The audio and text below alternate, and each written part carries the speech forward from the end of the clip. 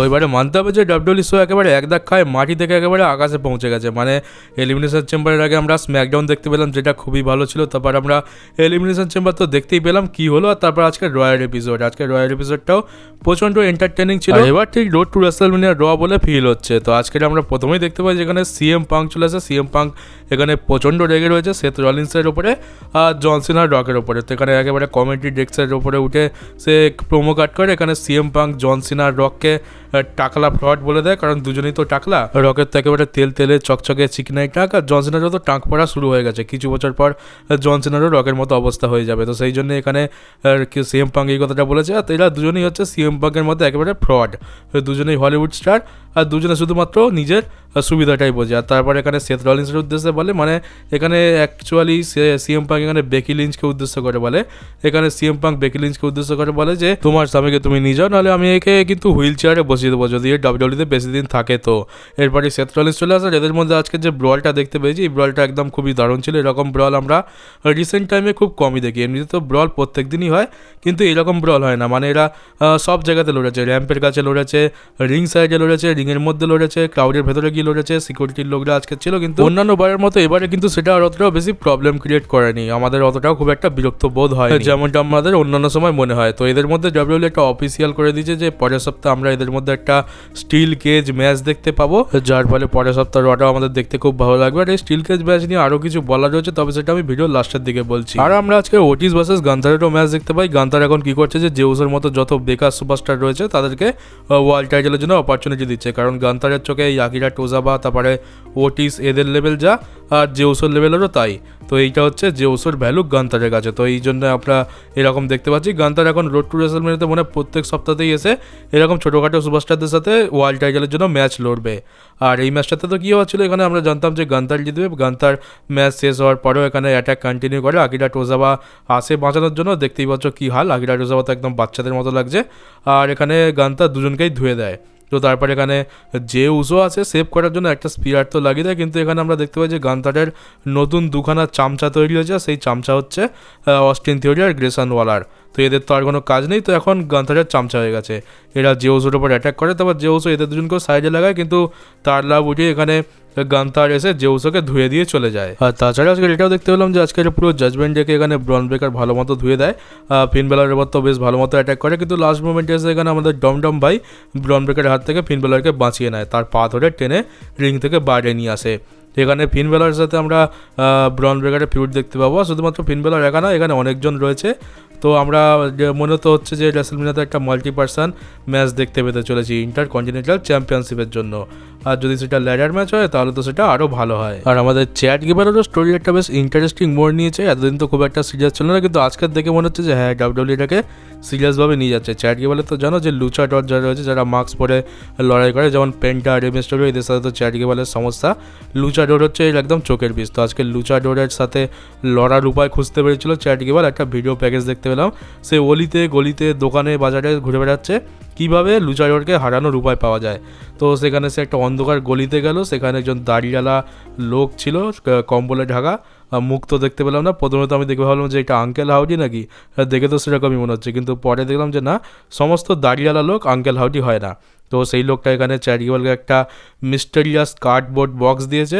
এই বক্সটায় নাকি তার লুচাডরের যে সমস্যা রয়েছে সেই সমস্যার সমাধান রয়েছে। এই বক্সটা তোমরা দেখতে পাচ্ছ চ্যাট গেবারের হাতে। তো এই বক্সটাতে কী রয়েছে সেটা দেখার জন্য আমি তো খুব ইন্টারেস্টেড আছি যে এমন কী আছে এই বক্সে যার ফলে চ্যাট গেবার লুচাডরের সমস্যা মেটাতে পারবে, মানে পেন্টা, রেমিস্টোরিও এদেরকে হারাতে পারবে। তো দেখা যাক এটাতে কী আছে।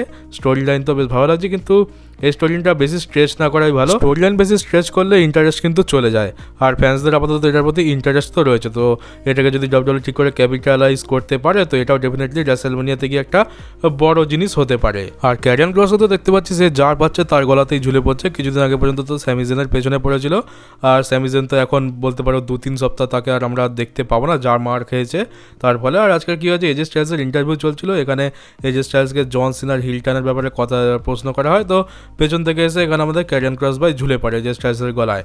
তো এই যে এই ক্যারিয়ান ক্রসের ডাইরেকশন কী হতে চলেছে তো বলা মুশকিল, কোন দিকে যাবে। মনে হচ্ছে স্যামিজেন আসলে আবার স্যামিজেনের পেছনে যাবে। একটা সময় ছিল যখন আমার ক্যারিয়ান ক্রসকে একদমই পছন্দ হতো না, মানে একদম দুচোখের বিষ ছিল, কারণ তার বুকিংই এত খারাপ ছিল আর তার ক্যারেক্টারটা প্রচণ্ড ইরিটেটিং ছিল। তোমরা যারা আমাকে অনেক আগে থেকে দেখছো তারা জানো যে আমি ক্যারিয়ান ক্রসের কত বেশি নিন্দে করেছি, মানে একে তো আমি একদম দুচোখে দেখতে পারি না। কিন্তু এখন মনে হচ্ছে যে না, ক্যারিয়ান ক্রসের সাথে হয়তো কিছু একটা করবে ডাব্লিউডাব্লিউ, মানে দেখে তো মোটামুটি ভালো লাগছে, বেশ মজাদার ক্যারেক্টার বানিয়ে দিয়েছে। তো এবারে শুধুমাত্র তার গলায় না ঝুলিয়ে একটা মেজর যদি স্টোরি লাইন দিয়ে দেয় তাহলে ক্যারিয়ান ক্রসেরও কিছু লাভ হয়ে যাবে।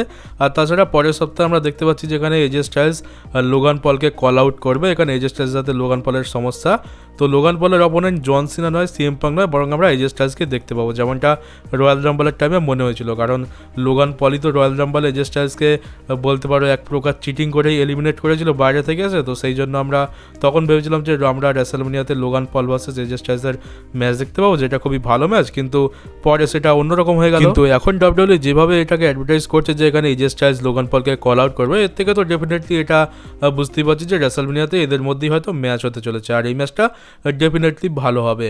আমি এই ম্যাচটা দেখতে চাই, কারণ এজে স্টাইলসের সাথে লোগান পলের ম্যাচ, এই ম্যাচটা কতটা ভালো রেসলিং কোয়ালিটি হবে আর স্টোরি লাইন অনুযায়ী এটা কতটা ভালো হবে সেটা তো তোমরা জানোই। আর কোডি রোডস আর জন সিনার ম্যাচের অফিসিয়াল গ্রাফিক্স চলে এসেছে দেখতে পাচ্ছ, আর এখানে জন সিনার মুখটা তো ভাই দেখার মতো হয়েছে। এরকম এক্সপ্রেশন নিয়ে যদি 24 ঘন্টা থাকতে হয় তাহলে তো ভাই জন সিনার পক্ষে খুবই কষ্টকর হতে চলেছে। আমরা দেখতে পেলাম যে জন সিনার হিল টার্ন হওয়ার পর থেকে এই মুখের এক্সপ্রেশন তো একদমই চেঞ্জ হয়নি, একবার ভুল করে এক্সপ্রেশন চেঞ্জ করে ফেলেছিল, কারণ অভ্যস্ত তো নয়। কিন্তু ম্যাচের মধ্যে যদি আমরা এই এক্সপ্রেশনটা পুরো ম্যাচ চলাকালীন প্রথম থেকে শেষ পর্যন্ত দেখতে পাই তো জন সিনার পক্ষে এটা খুবই কষ্টকর হতে চলেছে, মানে ম্যাচ রেসেল করবে নাকি নিজের মুখের এক্সপ্রেশন সামলাবে। আর তাছাড়া জন সিনার আমরা নতুন থিম সংও দেখতে পাবো যখন জন সিনার রিটার্ন হবে, কারণ এখন জন সিনার যে থিম সংটা রয়েছে সেটা তো জন সিনাকে শ্যুট করবে না, মানে জন সিনার হিল ক্যারেক্টারকে শ্যুট করবে না। তো একটা নতুন থিম সঙ্গে তো দরকার রয়েছে।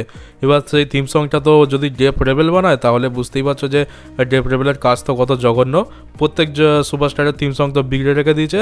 তো এবার জন সিনার থিম সংটা না বিগড়ে দেয়। আর সারপ্রাইজ আমরা আজকে নতুন চ্যাম্পিয়নও দেখতে পেলাম। আজকে রিয়া রিপ্লির সাথে ইউএসকাইয়ের ম্যাচ ছিল। কে ভেবেছিল যে এই চ্যাম্পিয়নশিপটা চেঞ্জ হতে পারে রেসলম্যানিয়ার আগে? আমরা তো কেউই এক্সপেক্ট করিনি। আমরা তো জানতাম যে রিয়া রিপ্লি তো ইউএসকাইকে হারিয়ে দেবে, কিন্তু না, আজকে তো অন্যই জিনিস দেখতে পেলাম। আজকে কী হয়, যেখানে কমেন্ট্রি টেবিলে এখানে বিয়াঙ্কা ব্লেয়ার ছিল আর এখানে রিয়া রিপ্লি বলতে পারো নিজের দোষেই হেরেছে।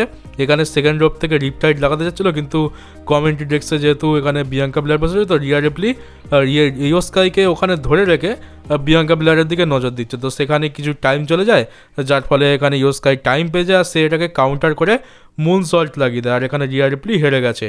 এটা খুবই শকিং ছিল, আর এই শকিংয়ের জন্যই তো আমরা রটাকে ভালো বলছি, কারণ এরকম শকিং জিনিস আমরা অনেক কাল আগে রতে দেখতে পেতাম।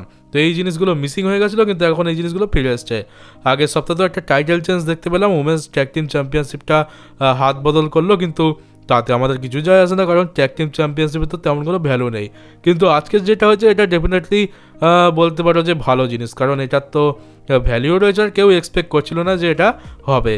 তো রেসলম্যানিয়ার আগে ইউএসকাই চ্যাম্পিয়ন হয়ে গেছে, এখন আমরা ইউএসকাই ভার্সেস বিয়াঙ্কা ব্লেয়ারের ম্যাচ দেখতে পাবো রেসলম্যানিয়াতে।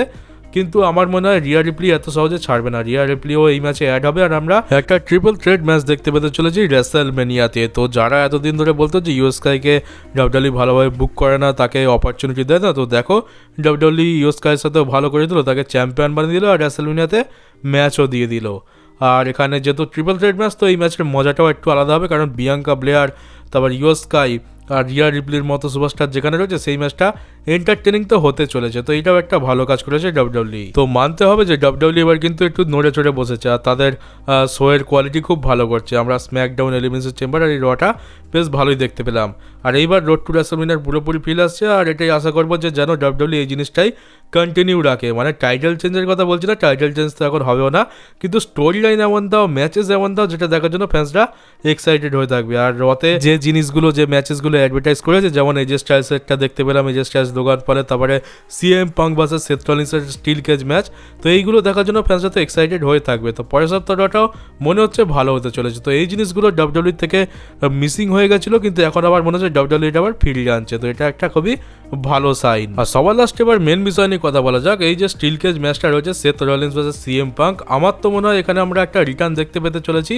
আর সেই রিটার্নটা হচ্ছে রোমান রেন্সের রিটার্ন। রোমান রেন্স হয় ম্যাচের মাঝখানে এসে সেথ রলিন্সকে এই ম্যাচটা কস্ট করাবে, না হয় ম্যাচটা শেষ হয়ে যাওয়ার পর এখানে সেথ রলিন্সের উপর এসে অ্যাটাক করতে পারে। আর এটা আমি এমনি বলছি না, এর পেছনে যথেষ্ট কারণ রয়েছে। এলিমিনেশন চেম্বারে রোমানের আসার চান্স ছিল, কিন্তু সেখানে রোমান আসেনি। আর আমি তো বলবো ভালো হয়েছে যে রোমান আসেনি, কারণ যদি রোমান এসে সেথ রলিন্সকে ম্যাচটা কস্ট করেই দিত, তাহলে সেথ রলিন্স তো সিএম পাঙ্কের উপর অ্যাটাক করতো না, যার ফলে আমরা এই স্টিল কেজ ম্যাচটা দেখতে পেতাম না। তো ওখানে আসেনি, ঠিক আছে, কিন্তু এইবারে তো তার আসা উচিত। আর তাছাড়া ডাব্লিউডব্লিউই রোমান রেন্সকে 21 তারিখে স্ম্যাকডাউন আর 28 তারিখে স্ম্যাকডাউনে অফিসিয়ালি অ্যানাউন্স করেছে। আর শুধুমাত্র রোমান রেন্স নয়, এই সেথ রলিন্স আর সিএম পাঙ্কও কিন্তু সেই এপিসোডে থাকবে। তো সেই হিসাবে দেখতে গেলে এদের তিনজনকে ডাব্লিউডব্লিউই এক জায়গায় রাখার চেষ্টা করছে। আর তার আগে রয়ের এপিসোডে এরকম একটা ম্যাচ, তো এখানে তো রোমানের আসাই উচিত, কারণ 21 তারিখ দেখতে গেলে রেসলম্যানিয়া থেকে মাত্র 28 দিন কিংবা 27 দিন দূরে আসে। এখানে যদি রোমান রেন্স অ্যাপিয়ারেন্স করে আর তারপর যদি স্টোরি লাইন শুরু হয়, তো আমার মনে হয় একটু দেরি হয়ে যাবে। আর এমনটা তো নয় যে রোমান রেন্স প্রত্যেকটা স্ম্যাকডাউনে আসবে, দু একটা স্ম্যাকডাউন তো গ্যাপও যাবে। তো সেই জন্যই বলছি, যদি পরের সপ্তাহ রতে দেখতে পাই, একটা ভালো ম্যাচ দেখতে পাবো, রোমানের রিটার্ন দেখতে পাবো, যার ফলে শোটার লেভেল আরও বেশি হয়ে যাবে। তো আমরা রয়ের কোয়ালিটিটাও ভালো হয়ে যাবে। তো এখানে আমার এই জন্যই মনে হয় যেখানে রোমান হয়তো রিটার্ন করতে পারে। আমার মতে এখানে 95% চান্স আছে যে রোমান এখানে রিটার্ন করবে, কারণ পুরোপুরি সেন্স তো বানায়। আর এটা বলে দিই যে কোনো রকম নিউজ তো আসেনি, এটা শুধুমাত্র আমি আমার ডাব্লিউডব্লিউই দেখার এক্সপিরিয়েন্স থেকে বলছি যে এখানে রোমান আসতে পারে। আর যদি এখানে রোমান না আসে, আমি তো একটু সারপ্রাইজ হব। আর যদি রোমান না আসে, সেটা খুবই ডিসঅ্যাপয়েন্টিং হবে, কারণ এখানে তো পুরোপুরি স্টেজ সাজানোই রয়েছে রোমানের রিটার্নের জন্য। সে এসে সেথ রলিন্সের সাথে স্টোরি লাইন শুরু করতে পারে, যদি সিএম পাঙ্কেরও কিছু থাকে তো সেটাও আমরা এখান থেকেই দেখতে পেয়ে যাব। আর রতে যদি রোমানের রিটার্ন হয়, সেটা একটা সারপ্রাইজ রিটার্ন হবে, তো এটাও একটা অনেক বড় জিনিস। তো পুরো সেন্স রয়েছে, স্টোরি লাইন রয়েছে, আর চান্সও রয়েছে। তো এবার আসতেই বা প্রবলেমটা কী রোমানের, আর ডাব্লিউডব্লিউ তাকে নিয়ে আসতেই বা প্রবলেমটা কী। তো দেখা যাক আমরা দেখতে পাই কি না। আমি তো আশা করে আছি যে দেখতে পাবো। তো দেখা যাক কি হয়, পরের সপ্তাহ রতেই সব দেখা যাবে। তো চলো গাইস, এই ভিডিওটা এই পর্যন্ত ছিল। কেমন লাগলো কমেন্ট বক্সে অবশ্যই জানিও। নতুন থাকলে চ্যানেলটাকে সাবস্ক্রাইব করে নোটিফিকেশন বেলটিকে অবশ্যই অন করে দিও, পারলে ভিডিওকে শেয়ারও করে দিও। তো চলো বন্ধুরা, দেখা হচ্ছে তোমাদের সাথে আমার ডাব্লিউডব্লিউই নতুন একটা নিউজ ভিডিওতে।